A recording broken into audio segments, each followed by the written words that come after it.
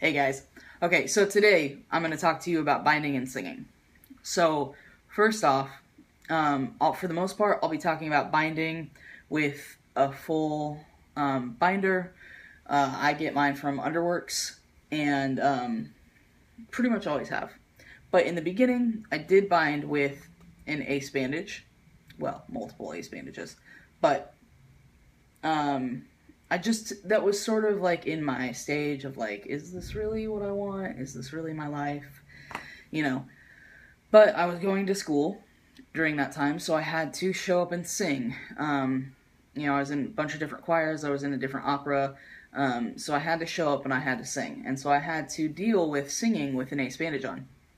Now, I do not think that anyone should bind with an ace bandage if they don't have to.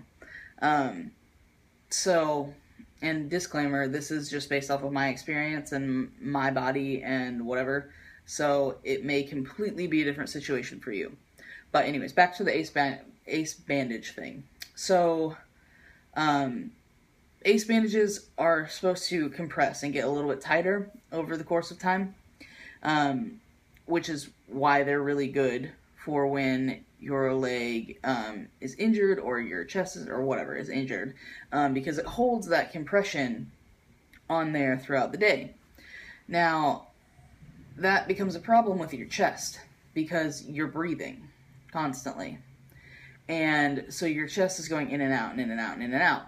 Well, that's causing that ace bandage to be able to move a little bit more in each time you breathe out. So eventually it gets to the point where it's so tight you feel like you can't breathe.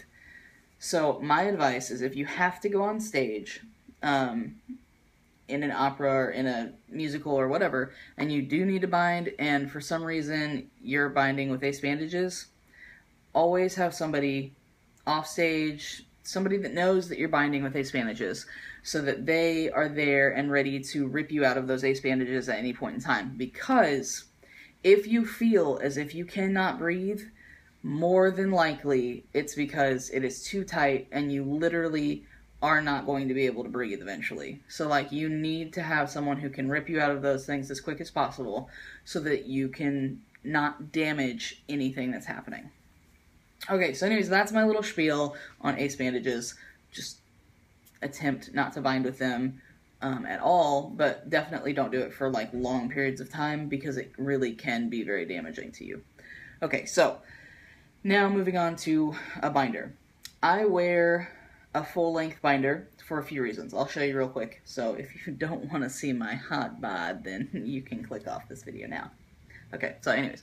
Alright, so here is it in its full, well, and I'll show you the top, but it goes far into my pants. It's one that compresses all the way down. It's got like the triple compression around my chest. It goes up here. Lovely. Okay, anyways, now that you all have seen the show. Okay, so, anyways, full-length binder. First reason that I wear full-length binder is because of my back. I have a terrible back. I've had back surgery.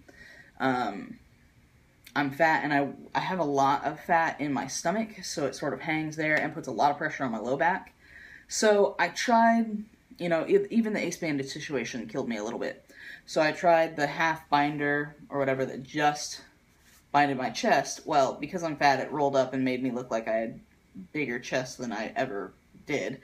But also, because it was just compressing the top, it ended up putting a lot of excess pressure on my low back. So that ended up hurting more than helping. Also, because I had so much pain in my low back, I was carrying tension in my low back and trying to hold those muscles real still, which then in turn made my abs hold real still and would make my diaphragm not be able to work properly. So all the way around, I wasn't being able to like walk, sit, stand properly because of like a half binder. So I switched to a full-length binder because I also wasn't able to sing properly due to all those other things. So the full-length binder that compresses all the way down helps me out in a lot of different ways because it takes all that pressure off of just my low back. And then equally, sorry, I hit the table, then equally distributes it through my back. Also, that frees up some pressure that I was feeling in my abs and lets my diaphragm breathe again. Now, it's not as if I don't have anything there, because clearly I do, and it is a lot easier to sing without binding. But that's not the world that I live in. So, I will say that it's going to be uncomfortable. It's going to be difficult, and you're going to need to build up your stamina. So when I first started, I decided that I would go to choir with my binder on, and choir was like an hour, hour and a half. So I would go to choir with my binder on, and I would sing. But anytime that I would go to a lesson or do solo stuff, or sing at the churches that I was singing at. Well, and I wasn't out at the churches that I was at that time. But I would, put the sports bra back on and go that way. So I built my stamina up starting from like an hour and a half chunk of time. Which also helped me get a little more used to it and how it felt and how I reacted while singing. Because in choir, I wasn't constantly singing. There would be some times where the tenors and basses were working on stuff, and the altos just got to sit and hang out. So I got to sit and take my little breathers, but then also, contribute to singing. So that helped me kind of feel out and learn how to breathe properly in a binder. Now, I had to be really aware of what part of the body I was breathing from.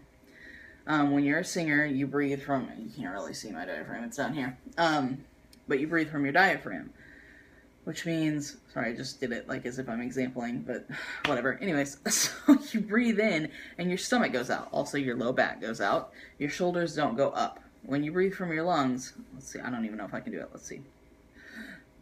That was mostly fake, but you get that point. Like, you breathe in, and your shoulders go up, that's you breathing from your lungs.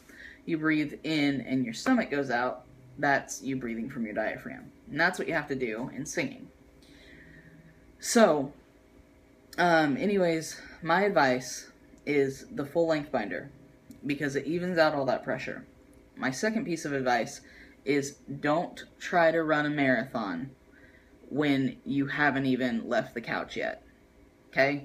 That good life advice too. But for real, don't try to do an entire musical and the rehearsals and the whole day with the binder and all of that all at once. You have to work up to it. Don't give up. That's my third piece of advice, is don't give up. Do not, fail and be like, oh, I can't sing in this thing at all. Because if it helps you out, in dysphoria purposes, it will eventually be fine. Also, my fourth piece of advice is don't buy a binder that's too small for you. Like, so the way that this binder particularly is sized is with shirt sizes. So I wear a 2XL shirt, so I buy a 2XL binder. I don't look at the dumb chest sizes or whatever.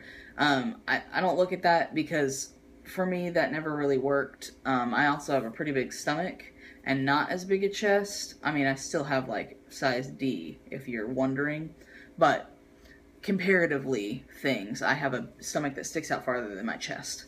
So I went with the size that my shirts are, which is 2X, and I wear a 2X binder. And it works good. I did buy a 1XL binder, but that thing I could not breathe in at all. So that is my 4 pieces of advice while binding with singing.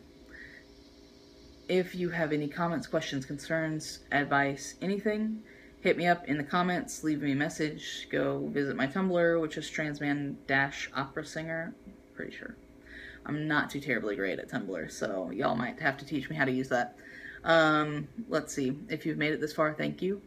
Thank you for watching. Thank you for liking. Thank you for subscribing. Thank you for sharing. Anyone that you think wants this information, needs this information, or just wants to talk, about trans things or singing things, you know, send them my way. Let them hit me up. I'd be excited and thrilled to hear from any and all of you. So, all right. I hope you have a great day. I'm sorry this is so long, but I had a lot to say about this issue. So, all right. Bye, guys.